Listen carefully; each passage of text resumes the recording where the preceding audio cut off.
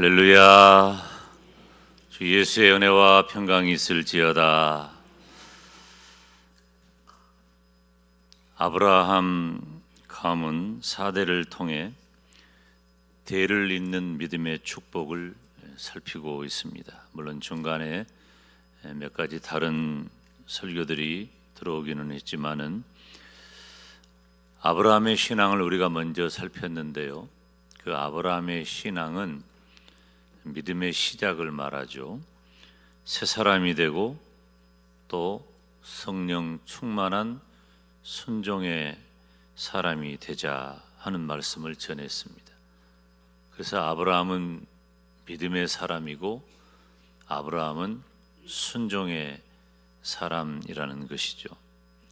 오늘은 이 아브라함의 아들인 이삭의 신앙입니다. 중요한 말이죠. 아브라함의 신앙 얘기를 하고 그 아들의 신앙을 말하는 거예요. 이게 얼마나 이게 놀랍고 감격적인 이야기입니까? 아버지의 믿음을 말하면서 아들의 믿음도 말하는 거예요. 오늘 함께 예배하는 우리 모두가 다 이런 믿음의 복 받으시기를 주님의 이름으로 축원합니다. 사실 이삭은 아브라함과는 많이 다릅니다. 성격도 다르고 또 리더십도 다르죠. 많은 것이 다른 사람입니다. 아브라함은 결단이 분명한 사람이에요. 그리고 열정이 넘치고 하나님이 말씀하시면 자신의 모든 것을 던져 순종한 사람입니다. 그러니까 모든 재산과 삶의 근거를 놓아두고 하나님의 말씀 한마디에 순종해서 가나안 땅에 올 수가 있었겠죠. 그리고 자기 조카 롯이 어려움에 처할 때 사병을 거느리고 가서 구출해내고 잃었던 것을 다 되찾아오는 엄청난 용기와 열정과 결단의 사람이에요. 독자 아들 100세에 얻었는데 하나님께서 바치라 하니 그 목에 과감히 칼을 들이댈 정도의 순종의 사람이었습니다. 그런데 이삭은 그런 아브라함과는 달라요. 조용하고 소극적이에요. 아버지가 팠던 그 우물을 다시 팠지만 또 빼앗겨버리는, 어찌 보면 아버지와 이렇게 다를까? 그렇게 살면 그 사람은 어떻게 되어야 할까요? 그 사람은 좀 문제가 많다 여겨지고 안 돼야 합니다. 결혼도 가만히 있다가 아버지가 말씀하시니까 자신의 결단이라기보다도 아버지 말씀에 따라서 하게 된 겁니다. 그런데 제가 성경을 읽으면서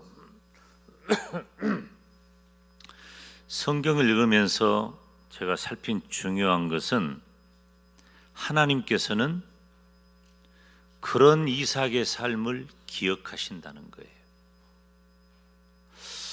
자, 그러면 우리들이 아브라함의 신앙이라고 하면 누구나 인정하고 별다른 반론이 없죠.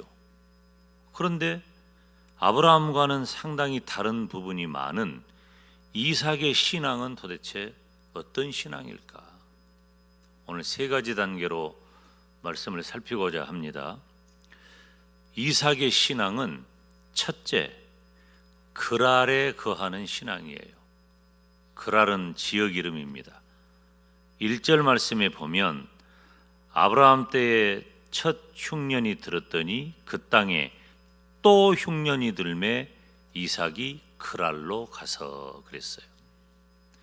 아브라함 때도 흉년이 들었고 또 이삭 때도 흉년이 들었습니다. 그런데 어디로 갔다고요? 그랄로 갔어요. 이 그랄이 어디냐면은 지중해 연안에 있는 곳입니다. 요즘식으로 말하면 가자지구. 그 지역이에요. 성경에 자주 언급되는 블레셋 지경, 그곳을 말하는 것입니다. 큰 흉년이 들었다 그랬습니다. 여러분, 큰 흉년이 들면 대체적으로 어떻게 됩니까? 그곳에 못 살아요. 왜냐하면 지금부터 오늘 본문은 4,000년 전 얘기거든요. 4,000년 전에 큰 흉년이 들었다는 것은 더 이상 그곳에 살 수 없다는 겁니다. 물도 없고 땅도 곡식을 내지 못하고 먹을 것이 없고, 그러니 당장에 그것을 해결할 만한 여건이 보이지 않는 거예요. 그러면 그곳을 떠나는 겁니다. 이동을 해야 되는 거예요. 그렇지만 이삭은 가나안 지경을 지킵니다. 이 그랄 땅은 가나안 땅 안에 있는 곳이에요.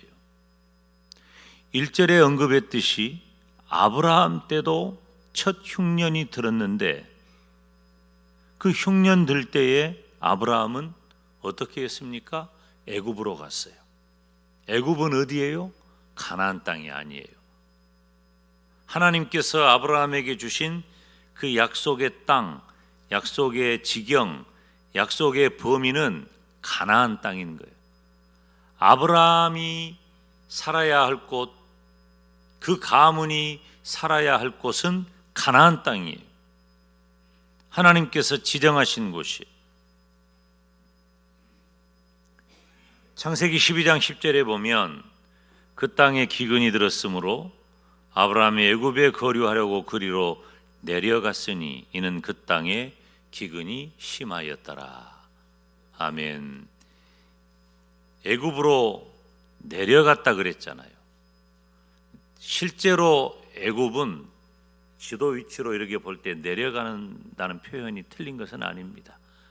성경에 내려갔다는 표현이 등장하면 무너지다, 허물어지다, 넘어지다, 잘못하고 있다, 그런 의미가 강합니다. 그러니까 아브라함은 단순히 애굽 땅을 향해 간 것이 아니라 내려가 버린 거예요. 영적으로 신앙적으로 하나님과 관계에서 내려가면 어떻게 되겠어요? 그건 옳지 못한 겁니다. 하나님이 원하지 않는 거예요. 결과가 어떻게 되었습니까?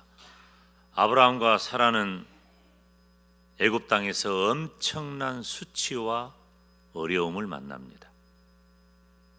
흉년이 나서 그것을 피해 애굽으로 갔으니까 애굽 땅은 누가 보아도 비옥한 곳이고 물질과 문명이 풍요롭고 발달하고 부족함이 없는 곳인데 어려움을 만난 거예요.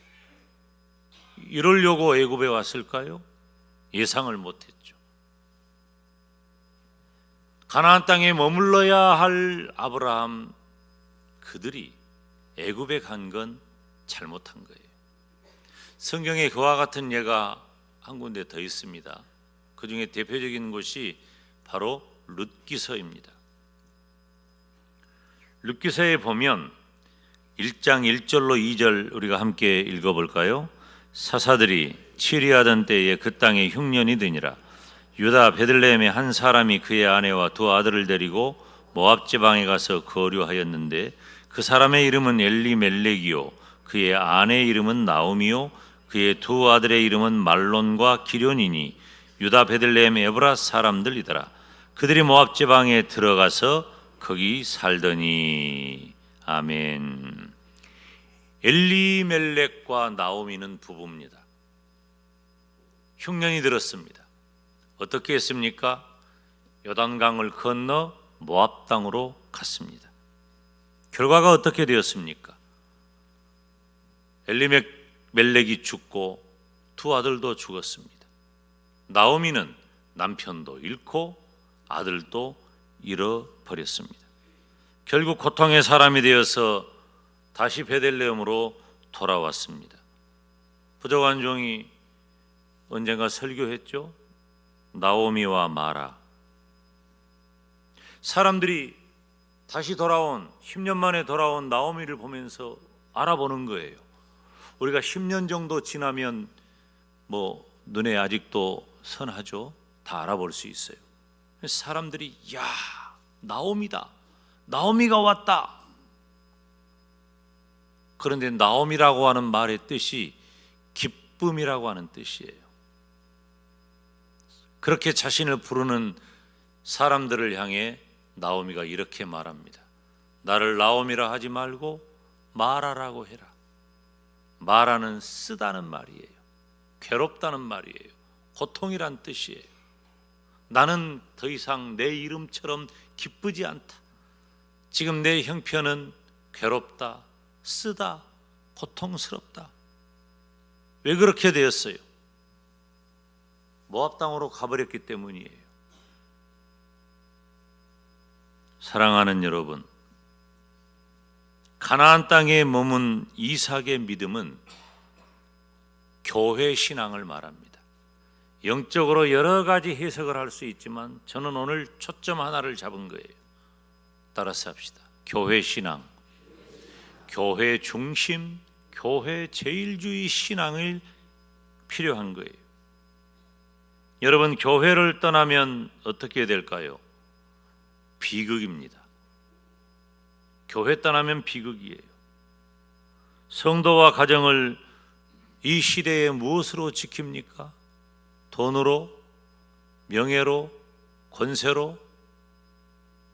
우리가 무엇으로 나 자신과 또 우리 가정을 지킬 수가 있습니까? 교회밖에 없어요. 이것은 성경의 가르침이기도 하고 부족한 종의 신앙 고백이기도 합니다. 저는 철없는 시절 예수님을 믿었는데 교회가 뭔지도 몰랐죠. 제가 교회가 뭔지를 알게 된 것은 교회 다닌 지 한참 지나서예요. 저는 이 시간에 아직도 잘 모르는 성도, 그리고 교회 다닌 지 오래되었지만 깨닫지 못한 분들, 신앙이 그렇게 경력이 오래지 않은 분들은 교회가 뭔지 잘 모릅니다. 그래서 제가 오늘 선언적으로 말씀하는 이 교회 신앙을 붙잡으라고 권면하는 거예요. 저는 교회가 뭔지도 모르고 교회를 다녔습니다.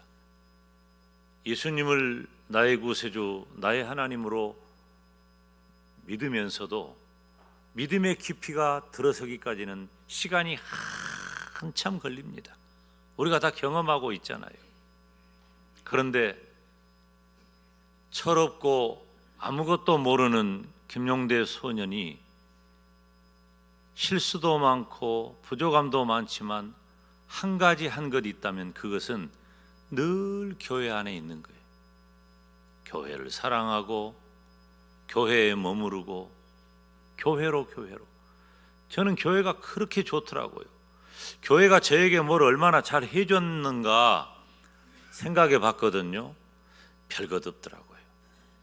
사실은 저는 가난하고 철없고 고독한 사람이기 때문에 교회 다니면서 그렇게 주목받지 못했어요.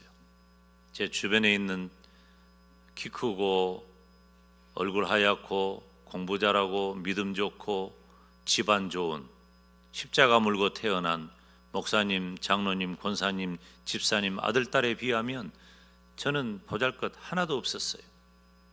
주목받지 못했습니다. 교회에서도 여전히 저는 가난하고 고독한 사람이었어요. 그런데 교회가 너무 좋은 거예요. 제 삶은 항상 교회를 중심으로 제 삶은 이루어졌어요. 새벽부터 교회 가고, 오라고 한 것도 아니에요. 누가 저를 그렇게 환영하는지 아는 것 같아. 용대 왔냐? 별로 그 말 안 들었어요. 남루하고 얼굴은 새까맣고 몸무게는 52kg. 날씬하니까 좋다고 생각할지 모르지만 그때는 별명이 아로바시였어. 약했어요. 빈혈도 있어가지고 가끔 툭툭 떨어지기도 했어요. 그 창피해가지고 사람 눈 피해 다니고. 그런데도 저는 항상 교회에 있었어요. 교회는 내 삶의 모든 것이고, 교회는 내 삶을 지금까지 인도해준 매우 중요한 모토였습니다. 아직까지도 저는 교회를 다니고 있잖아요. 그러니까 교회에 머무르고.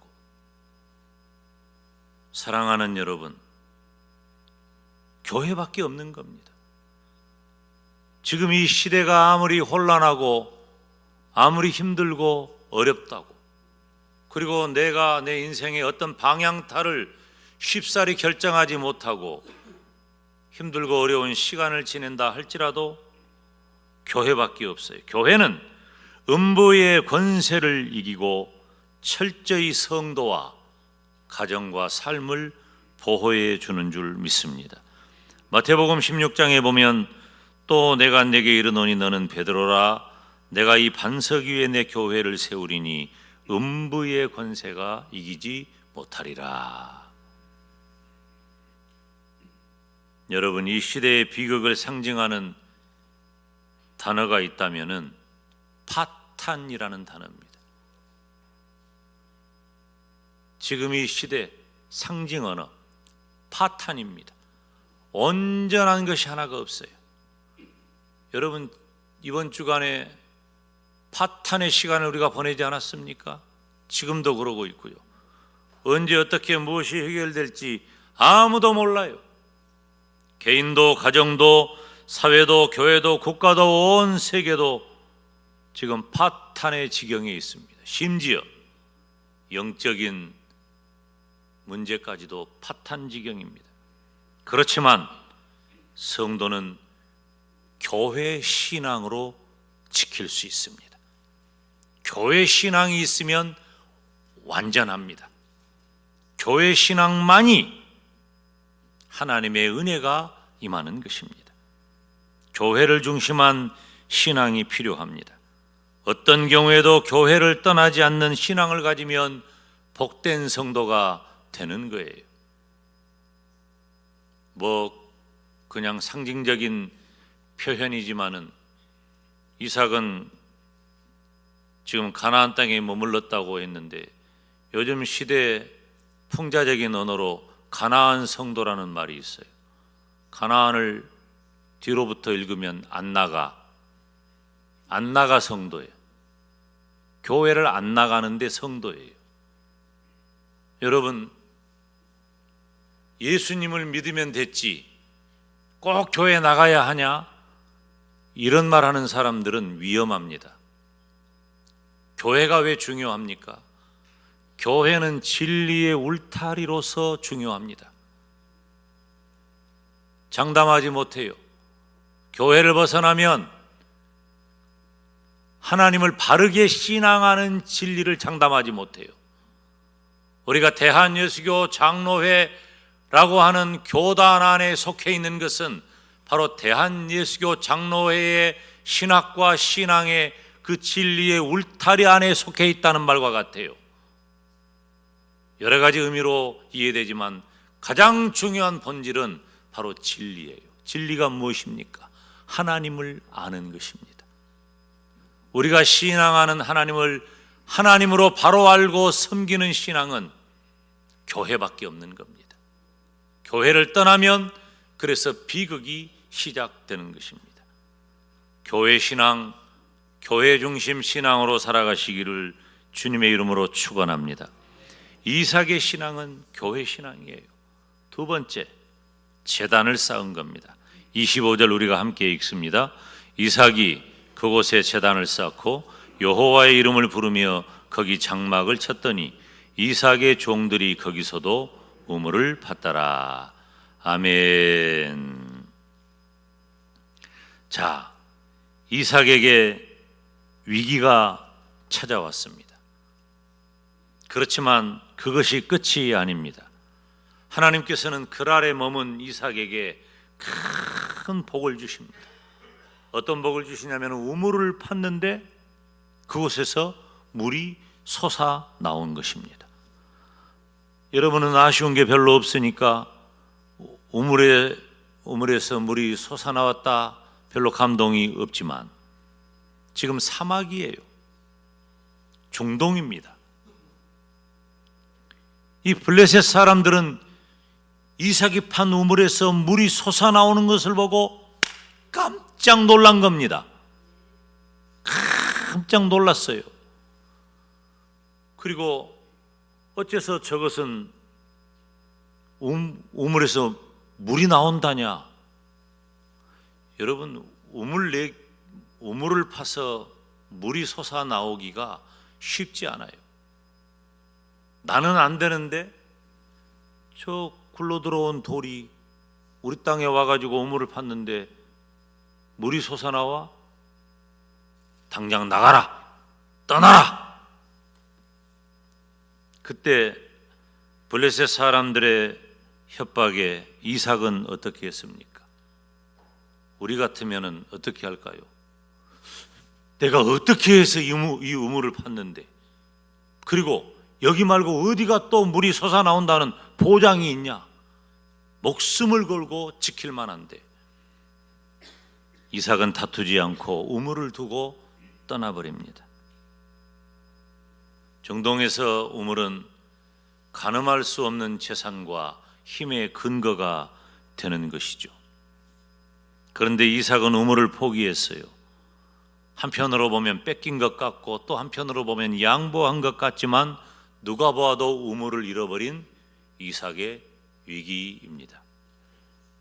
이삭은 다시 동쪽으로 이동하여 브엘셰바에 도달했습니다. 이제 블레셋 사람들이 밀어내니까 브엘셰바로 오는 거예요. 이삭은 이제 동남쪽으로 가는 거예요. 동남쪽은 더 사막이에요. 남쪽으로 갈수록 사막이니까 가나안 땅은. 그런데 그곳에서 이삭이 먼저 한 일은 제단을 쌓은 일입니다. 먼저 제단을 쌓았고 그 다음에 장막을 치고 그리고 우물을 팠습니다. 어떻게 되었을까요? 우리는 결과를 너무 잘 알죠. 이삭은 땅만 파면 물이 솟아 나옵니다. 하나님이 축복하신 줄 믿습니다. 하나님이 주신 거예요. 뭐 자리를 잘 잡았다, 관정을 잘했다, 그거 아니에요. 그런 것처럼 보이죠. 하나님의 축복이에요. 여러분, 금년 안에 우리 지나온 생애를 지내는 동안에 우리가 이 정도면 됐다, 야 참 감사하다, 좋다, 우리가 재능도 있고 힘도 있고 열심도 있고 노력도 했고, 과거에 우리들이 학교 교실에 이렇게 집안의 가훈으로 급훈으로 다 적어놓은 글들 제일 많이 한 것, 근면 성실. 우리가 근면하고 성실하면 다 잘 됩니까?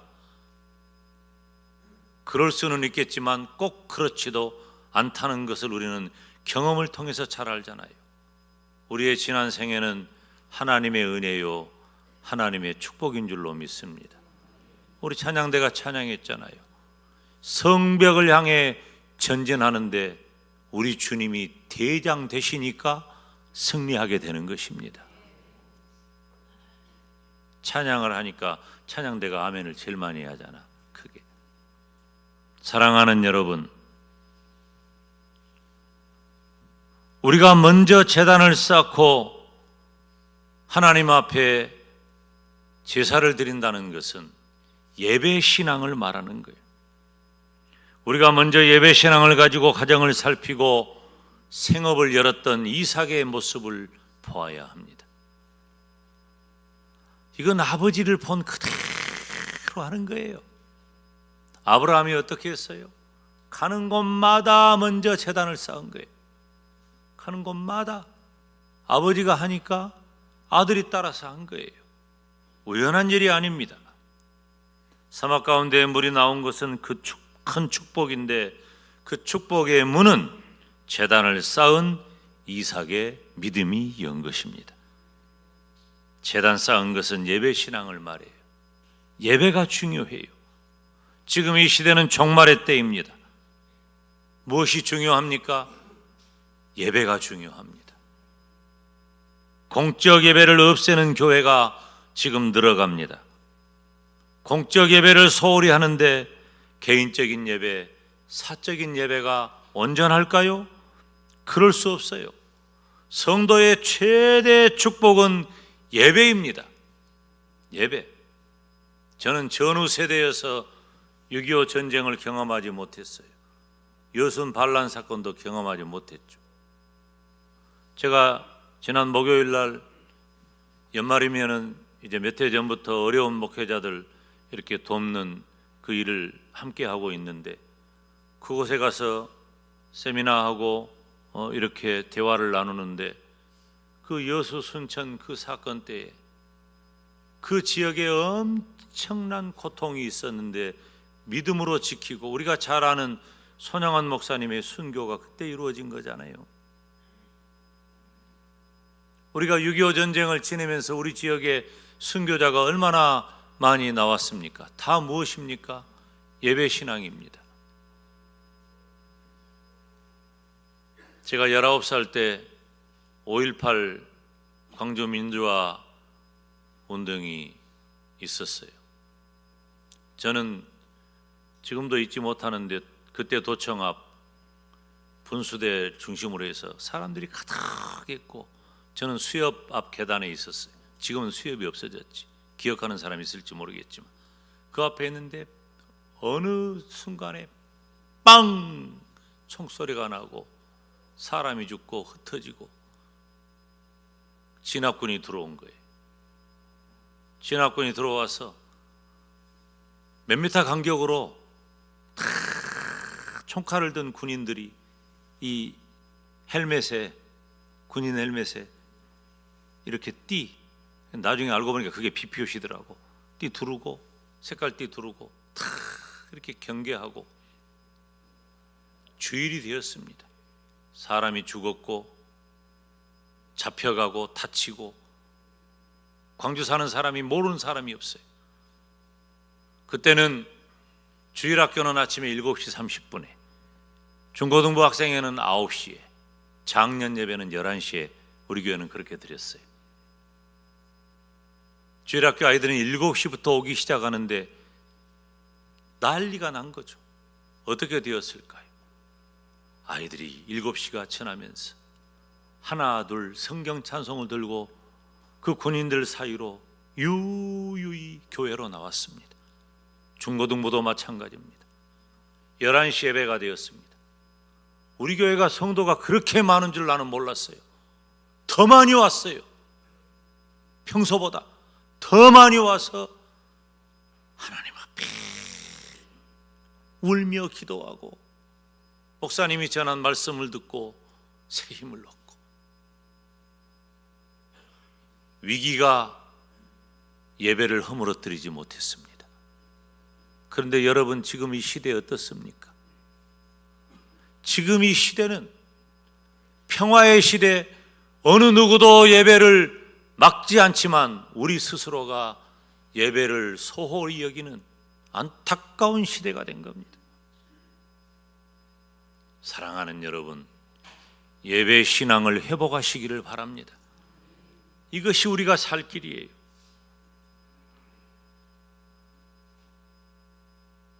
이삭의 신앙은 첫째 교회 신앙, 둘째 예배 신앙이에요.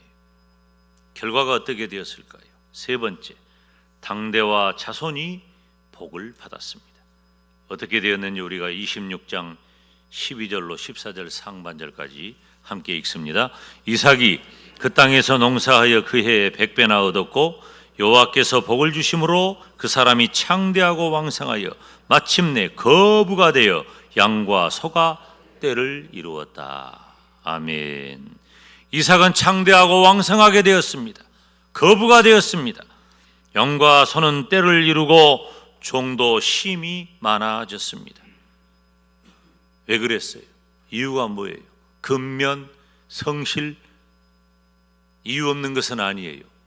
그러나 근본적인 이유는 하나님께서 지키시고 이삭을 축복하셨기 때문입니다. 얼마나 축복했어요? 100배의 복을 줬어요. 100배라고 하는 말은 완전한 숫자예요. 100배라고 하는 말은 1000배, 만배라는 말과 같아요. 사랑하는 여러분, 이 100배의 복을 받으시기를 주님의 이름으로 축원합니다. 돈을 잘 굴려라, 사업을 잘 경영해라, 요령을 가져라, 지혜를 가져라, 이런 말로도 우리의 축복이 어느 정도 손에 잡히지만 저는 본질을 말하는 거예요. 항상 본질이 중요해요. 예배신앙, 교회신앙, 예배신앙인 거예요. 그리고 이삭 당대에서 후대까지 놀라운 복이 이어질 것을 약속하셨습니다. 오늘 본문 24절에 어떻게 약속하셨는지 함께 읽겠습니다. 그 밤에 여호와께서 그에게 나타나 이르시되 나는 내 아버지 아브라함의 하나님이니 두려워하지 말라. 내 종 아브라함을 위하여 내가 너와 함께 있어 내게 복을 주어 내 자손을 번성하게 하리라 하신지라. 아멘.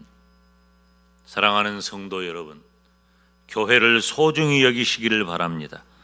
교회 중심으로 사는 것이 진정한 행복이요 진정한 축복입니다. 그리고 예배 생활에 힘쓰시기를 바랍니다. 저는 잘한 건 많지 않아요. 그렇지만 한 가지는 분명해요. 교회 중심으로 살았고 예배 중심으로 살았어요. 그리고 마침내 하나님께서 축복하심을 저와 여러분의 축복으로 이루시기를 주님의 이름으로 축원합니다. 기도하겠습니다. 거룩하신 아버지 하나님, 은혜와 사랑을 감사합니다. 우리도 이삭처럼 교회 중심 신앙, 예배 중심 신앙으로 당대의 복을 받고 후대까지 그 복이 이르는 축복의 사람으로 살게 하여 주옵소서. 예수님의 이름으로 기도하옵나이다. 아멘.